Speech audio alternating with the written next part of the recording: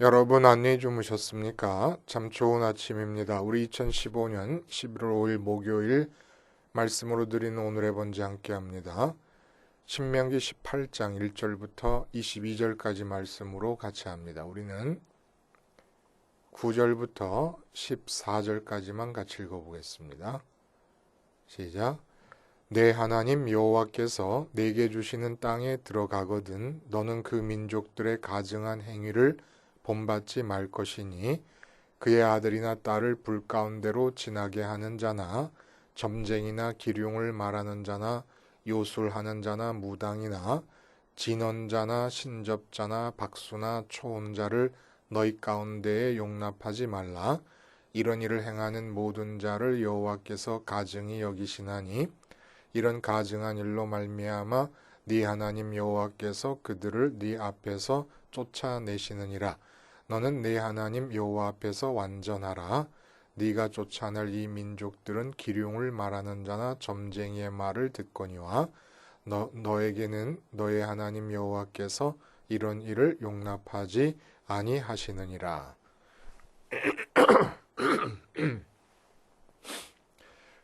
오늘 우리가 함께 읽은 말씀 중심으로 두 가지 예언과 두 가지 미래라는 제목의 하나님 말씀 증거합니다.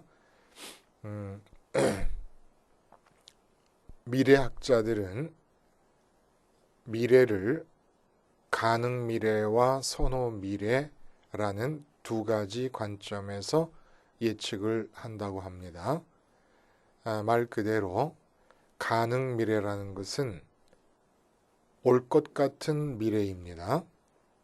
선호 미래는 우리가 왔으면 하고 바라는 미래입니다. 다르지요, 그렇죠? 가장 이상적인 사회는 어떤 사회냐? 그 사회의 구성원들이 간절히 바라고 있는 미래가 올 것 같은 미래로 믿어지는 경우, 그러니까 올 것 같은 미래와 바라는 미래가 일치하는 가능 미래와 선호 미래가 큰 차이 없이 일치할 수 있는 그런 사회가 이제 훌륭한 사회다. 이렇게 예상을 하고 말할 수가 있게 됩니다. 근데 미래를 바라보는 우리 인간의 마음을 기준으로 볼 때 어떤 마음가짐을 갖고 미래를 보느냐 라고 하는 그런 입장에서 얘기한다 그러면 선호 미래와 가능 미래로 나누어지는 것은 아닙니다. 미래를 향한 우리 인간의 마음가짐은 한 가지뿐이에요. 선호 미래. 그럼 가능 미래라는 건 가능 미래가 아니라 선호 미래를 위협하는 난관이 되는 것이죠. 그러니까 내가 좋아하고 원하는 것이 미래에 일어났으면 좋겠는데 일어났으면 좋겠는 것이 못 일어나게 위협하는 난관들이죠. 그래서 선호 미래를 한 가지의 미래로 가지고 있으면서 가능 미래는 가능 미래가 아니라 그 선호 미래를 위협하는 가능한 난관들로 그것을 어떻게 극복해 나가느냐라는 것을 과제로 삼게 됩니다. 그러니까 일반적으로 말할 때는 선호 미래밖에 없고 선호 미래를 지켜내기 위해서 예측되는 난관을 헤쳐나가려고 하는데 인간의 노력이 기울여지게 됩니다. 근데 오늘 본문에서도 나름대로 구약시대의 미래학자들이 언급이 되고 있어요. 근데 이 미래학자들을 하나님께서 굉장히 혐오한다는 거예요. 그러니까 10절에 그의 아들이나 딸을 불 가운데로 지나가게 하는 자나 점쟁이나 여기서 그의 아들이나 딸을 불 가운데로 지나가게 한다는 것은 몰렉 숭배를 말하는데 이 몰렉 숭배를 할 때 아들과 딸을 불에 태워 제물로 드리는 이유가 뭐냐 하면은 그만큼 우리의 미래가 귀중한 겁니다. 지금 현재 내게 있어서 가장 귀중한 게 내 자식들 아닙니까? 그런데 나의 미래, 우리 가족의 미래를 위해서라면 가장 중요한 것인 자식을 바치고서라도 그 미래를 보장받고 싶을 만큼 미래에 대한 선호성, 미래에 대해서 갖고 싶어하는 소원이 강렬하다는 거예요. 그만큼 미래라는 게 중요한 것이 되는 거죠. 내일 어떻게 될 것인가, 모레 어떻게 될 것인가. 그러니까 상징적으로 지금 현재 확실한 미래를 위해서라 그러면 지금 현재 내게 가장 중요하다고 여겨지는 자식까지도 투자해서라도 확실한 미래를 보장받고 싶다.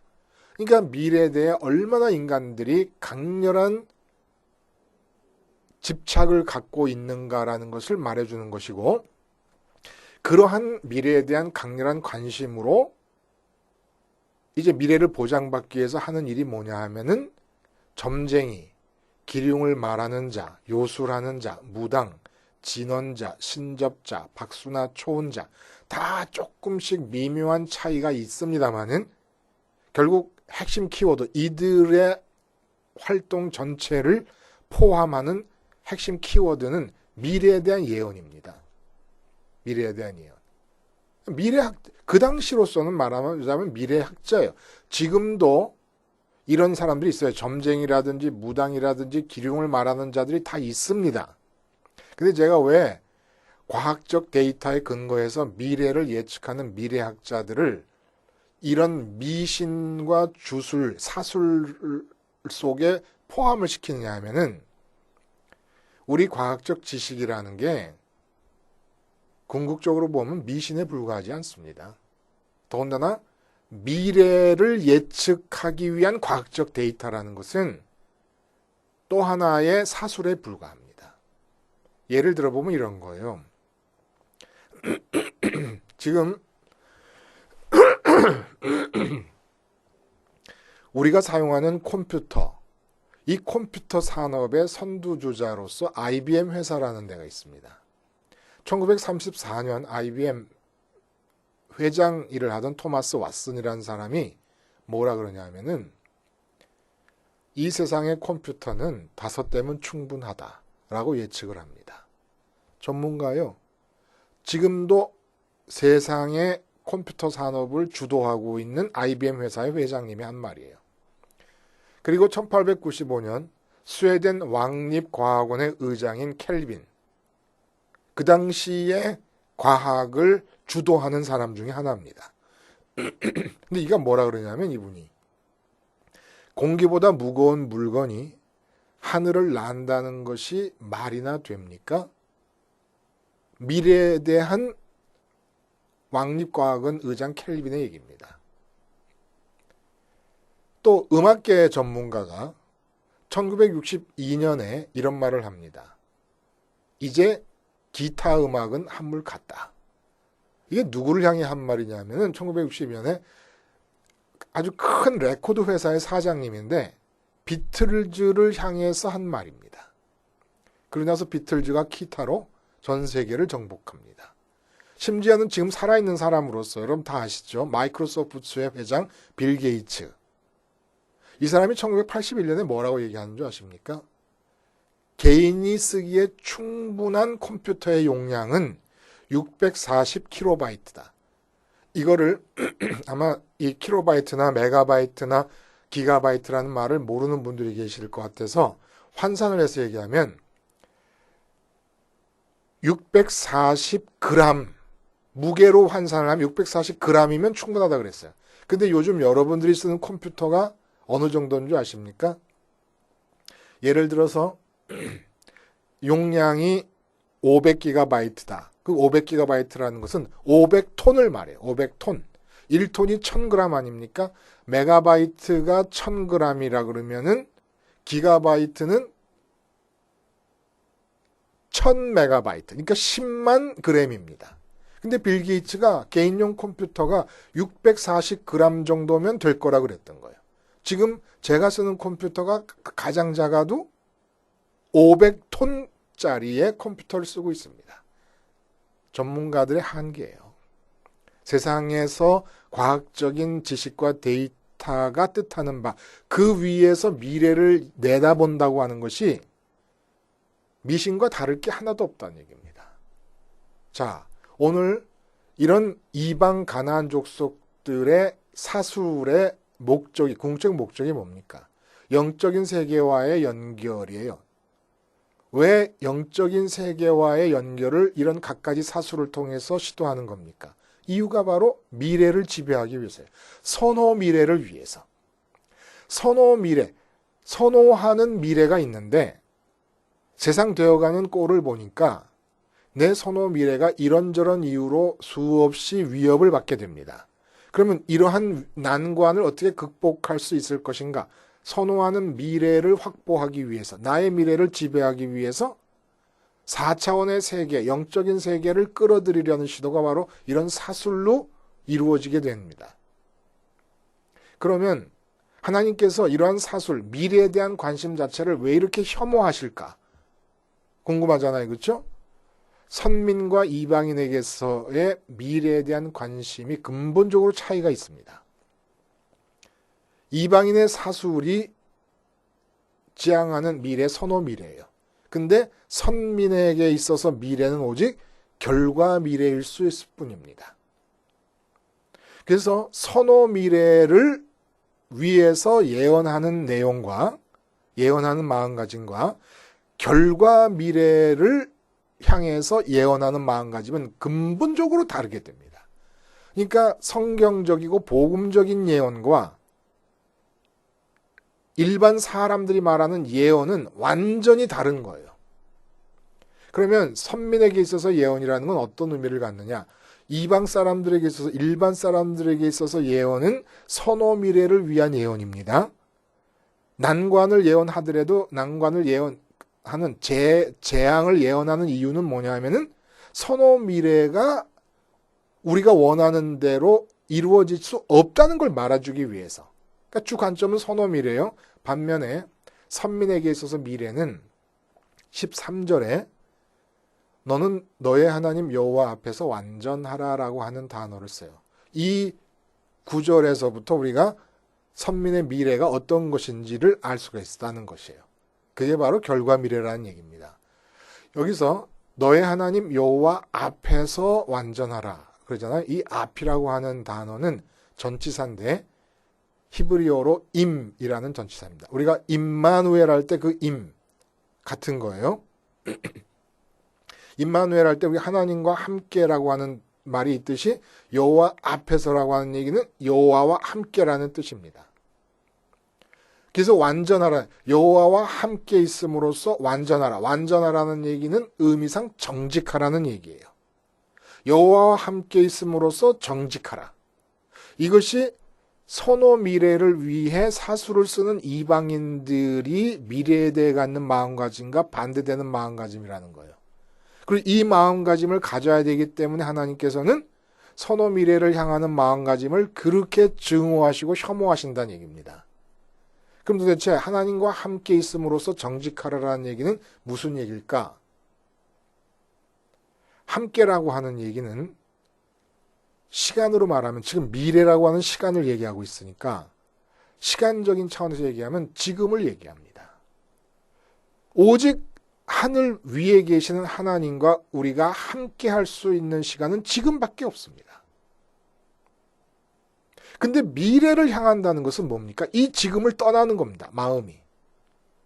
우리가 선호하는 삶의 양상이 있어서 돈 많이 벌었으면 좋겠다, 건강했으면 좋겠다, 자녀가 성공했으면 좋겠다, 이렇게 선호하는 미래가 있어서 앞을 내다보게 된다. 그러면 또 교회에서 요즘 좋아하는 꿈과 비전, 그렇게 비전이 이 땅에서 이루어지고 이 땅에서 꿈이 이루어지는 시점을 향하게 될 때 하나님을 만날 수 있는, 하나님과 함께 할 수 있는 유일한 시점인 지금을 등지게 되어버립니다. 이건 하나님을 지금 위에 계시면서 나와 함께 하기를 원하시는 하나님을 투명한 존재로 취급을 해버리는 것이고, 하나님을 무시하는 것이고, 하나님을 경멸하는 것이고, 하나님을 내 삶에서 축출해내는 것입니다. 이거 엄청난 일인 거예요. 미래를 바라본다는 게. 선호하는 양상, 선호하는 상황, 내가 원하고 소원하는 바가 있어서 미래를 바라본다는 게 이렇게 하나님을 경멸하고 무시하는 것인 이유는 하나님은 오직 지금 우리와 함께 하실 수 있기 때문에 하나님과 함께 할 수 있는 이 시점인 지금을 버리는 것이기 때문에 미래에 대한 관심이. 그러면 이 예언이라는 게 구약과 신약에서 말하는 예언이라는 게 뭡니까? 예언은 언제나 선호 미래를 향해서 예언을 하는 게 아니에요. 선호 미래의 관점에서 너희가 원하는 것이 이루어질 것이다. 너희가 원하는 건 이루어지지 않을 것이다. 라고 하는 것을 예언하는 게 아닙니다. 구약의 예언은. 언제나 예언은, 성경에서 예언은 지금 네가 하나님으로부터 얼마나 멀리 떨어져 있는가라는 거리 측정을 하는 것이 예언으로 나타납니다. 그래서 미래에 대한 얘기가 많이 나오거든요. 미래에 대한 얘기는 뭐냐? 지금 하나님과의 거리가 네가 예를 들어서 10km 떨어져 있는데 하나님과의 거리를 10km로 유지하고 있으면 결과적으로 미래는 이런 일이 일어날 것이다. 아수르의 침입을 받을 것이다. 바벨론의 침입을 받을 것이다. 너희가 망할 것이다. 이건 결과 미래인 거예요. 예언의 관심은 지금입니다. 지금 하나님과 함께 임이라는 전치사 히브리어 단어가 뜻하는 대로 함께 할 수 있는 유일한 시간인 지금의 모든 예언의 관심이 다 집중되어 있다는 거예요. 근데 이방의 사수를 통해서 확보하려는 예언은 전부 하나님과 만날 수 있는 지금을 등지게 만드는 겁니다. 미래학자들이 하는 일이 뭐냐? 결국 하나님을 등지게 하는 거예요. 미래에 대한 관심으로 마음을 옮겨놓게 함으로써 지금을 벗어나게 하고 하나님을 경멸하게 하고 하나님의 존재를 무시하고 하나님이 없는 것처럼 취급을 해버리는 겁니다. 이거 무서운 거죠. 여러분, 이 하나님과의 거리 측정, 이게 성경에서 예언의 본질인 것을 우리가 절대로 잊어서는 안 돼요. 근데 정직하라는 얘기는 도대체 그건 무슨 얘기냐? 하나님과 함께함에 있어서 정직하다라는 건 하나님을 직선으로 만나라는 얘기입니다. 그건 다시 말하면 뭐냐? 예를 들어 내가 내 마음에 지금 돈 버는 일에 대한 관심을 하나님보다 먼저 가지고 있어요. 그리고 나서 지금 하나님을 만나려고 합니다. 돈에 대한 관심이 있으면서. 그러면 하나님을 만나려고 하는 이유가 뭐가 되냐면 하나님 자신이 좋아서가 아니라 먼저 마음속에 들어와 있는 돈 때문일 수밖에 없게 됩니다. 내 마음속에 내 사업이 들어와 있다. 그러면 하나님을 지금 만나려고 하는 이유가 하나님 자신이 좋아서가 아니라 사업 때문일 수밖에 없게 돼버립니다. 그러니까 하나님과 지금 함께 하려는 마음이 정직한 게 아닌 거예요. 정직한 게 어떤 거라요? 하나님 자신이 좋아서 하나님을 지금 만나려는 게 정직한 거라면 정직하지 않은 것은 하나님보다 먼저 마음이 만난 것이 있어요. 마음 안에 들여놓은 것이 있는데 지금 하나님을 만나려고 하면은 하나님은 항상 정직하지 않은 상태에서 만나려는 시도가 됩니다. 그래서 정직하게 지금 하나님과 함께 있게 하는 이 예언, 구약적 예언과 선지자와 예언자들의 활동이 십자가에서 완성이 되는 거예요. 주님의 십자가에서. 주님의 십자가를 통해서만 지금 정직하게 하나님과 함께 할 수 있습니다. 왜냐하면 십자가에서 내 마음에서 하나님보다 먼저 만나지는 모든 것들에 대해서 죽을 수 있으니까. 그렇게 죽고 주님이 부활하시고 승천하신 길을 따라 하나님께로 갈 수 있을 때 지금 하늘에 계신 하나님과 만날 수 있게 되는 거예요.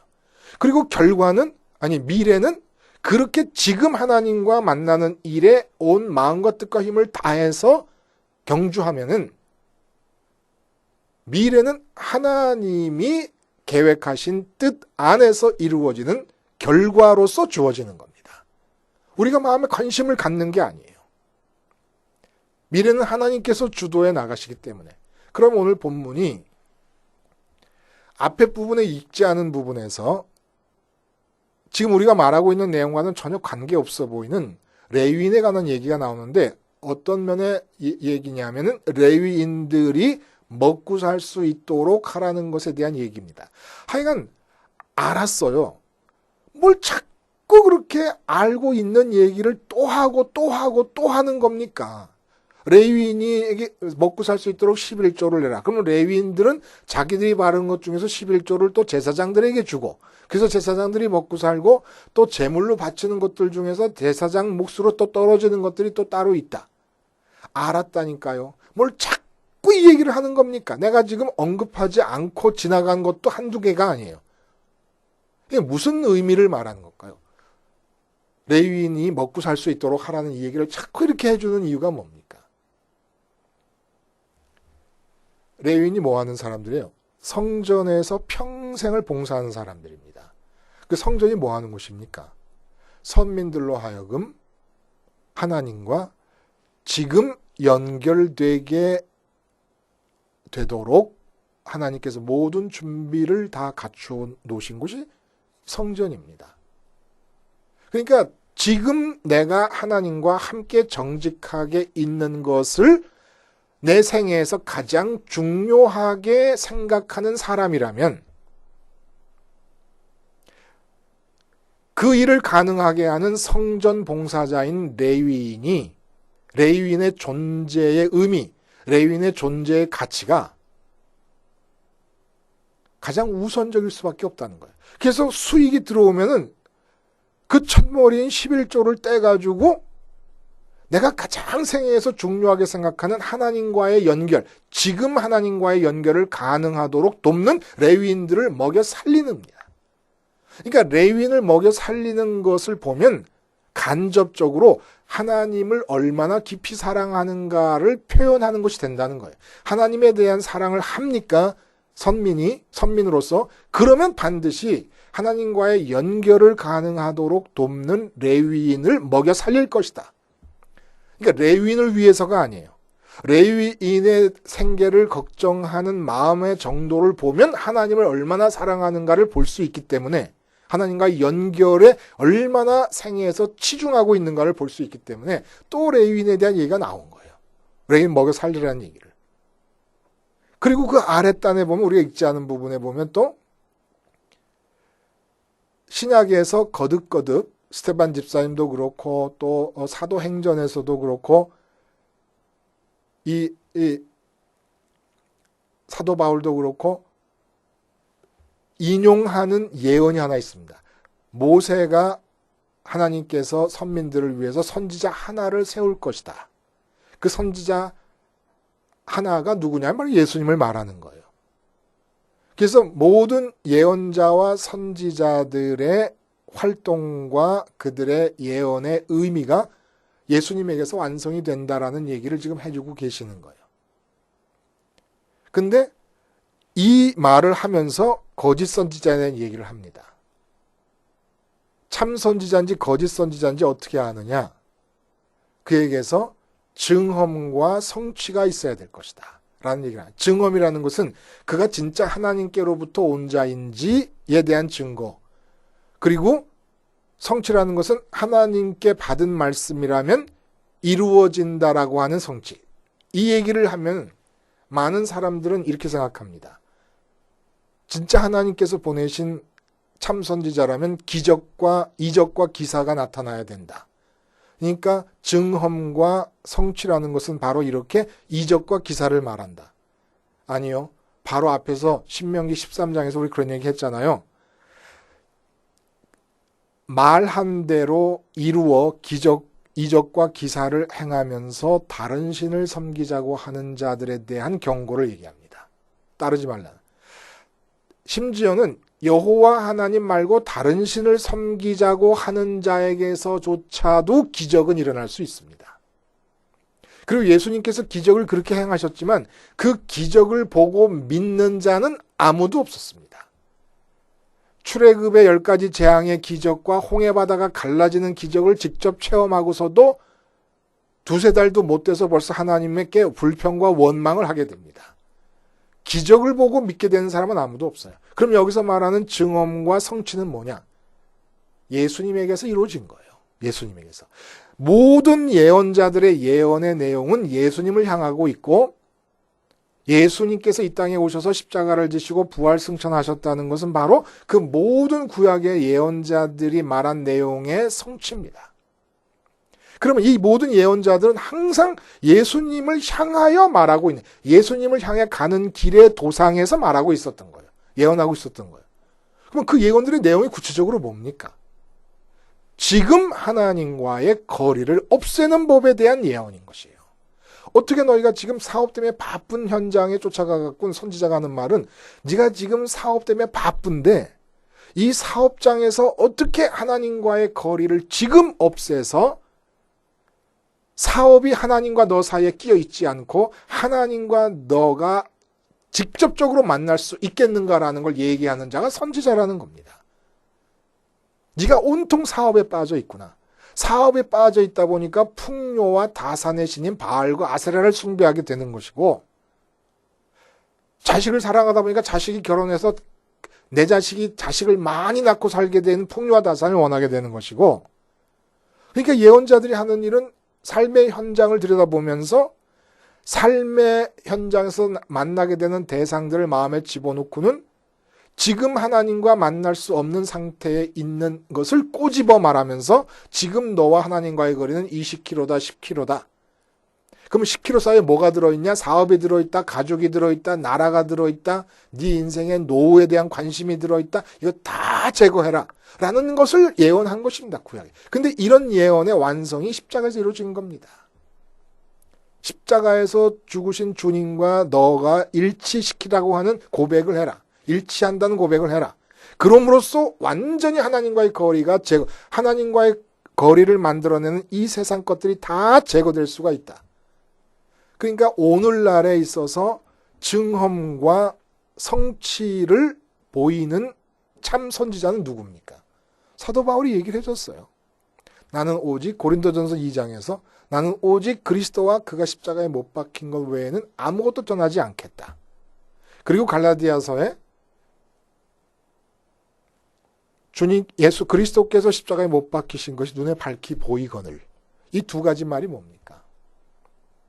밝히 보인다는 얘기는 십자가 사건을 지금 내 눈앞에 보이는 사람 앞에 지금의 사건으로 펼치는 것이 참 선지자입니다. 왜냐하면 그 십자가 사건에만 증언과 성취가 있으니까. 모든 구약의 예언자들이 참 예언자요, 참 선지자일 수 있었던 것은 주님을 향하고 있을 때. 주님을 향한다는 결국은 뭡니까? 우리 마음이 지금 이 세상의 미래를 가도록 우리 마음이 미래를 향하도록 하는 게 아니라 지금 하늘에 계신 하나님을 만나도록 하는 자들이 참 선지자였다는 거예요. 근데 요즘 여러 가지 형태로 목사라든지 예언 기도한다든지 무슨 이런 재단을 쌓는다든지 이런 식으로 해갖고 목사님들도 강단에서 끊임없이 우리 미래 비전과 꿈에 대한 얘기를 자꾸 하면서 우리 마음으로 하여금 하나님을 만날 수 있는 유일한 시간인 지금을 등지게 만들어버립니다. 지금보다 더 나은 미래의 상황을 선호 미래를 꿈꾸게 하면서 그건 점자이가 된 거예요. 무당이 된 겁니다. 목사님들이 강단에서 여러분들이 하나님을 잘 믿으면 미래가 좋아집니다. 미래가 잘 살 수 있게 됩니다. 그러니까 그 미래를 위해서 하나님을 잘 믿읍시다. 이렇게 얘기를 하잖아요. 그건 점쟁이에요. 하나님께서 오늘 본문에 완전히 선민사회에서 제거해버리라고 한 점쟁이가 지금 강단에 올라가 있는 겁니다. 그리고 기독교가 뭔지를 아예 모르는 거예요. 예언이 뭔지를 모르는 것이고 그게 지금 편만에 있습니다. 교회 안에. 그러니까 교회가 아니지요. 엄밀히 말하면. 내용적으로 말하면. 그러나 그 입으로 하나님과 예수님을 부르고 있으니까 혹시 선민인데 알지 못해서 그러는 거라고 믿고 그를 위해서 기도하는 거죠. 그런 교인들을 위해서 그런 목사님들을 위해서 기도하고 있는 거죠. 그러나 지금 현재 상태, 그런 식의 현재 상태는 교회가 아닙니다. 선민에게 있어서 미래는 결과 미래밖에 없어요. 선호 미래라는 것은 하나님을 배반하고 등지는 거예요. 지금을 등지면 하나님을 등집니다. 그러니까 지금 내가 하나님 이외에 다른 돈 때문에 기쁘다, 건강 때문에 기쁘다, 자녀 때문에 기쁘다, 그러면 간음하는 거고,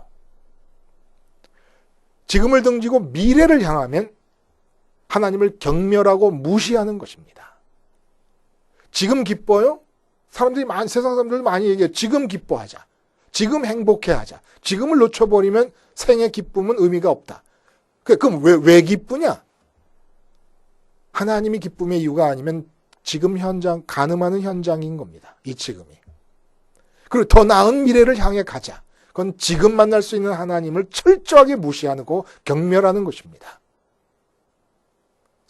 참 선민에게 미래는 오직 결과 미래밖에 없고, 언제나 우리의 마음은 지금에 머물러 있게 되어야만 되는데, 이유는 하늘에 계신 하나님은 지금 만날 수밖에 없기 때문에 이 만남을 온전히 성취하시기 위해서 오신 주님의 사건이 십자가 사건이고, 그 십자가에서만 정직하게 이 세상에서 내 마음에 들어온 모든 것들을 제거함으로써 하나님을 하나님으로 만나고, 하나님이 이유가 돼서 하나님을 만날 수 있는 준비가 되게 하시고, 부활하시고 승천하심으로써 우리 마음을 끌고 올라가심으로써 진짜 하나님을 지금 만나게 해주시는 사건이 바로 십자가 복음 사건이라는 거예요.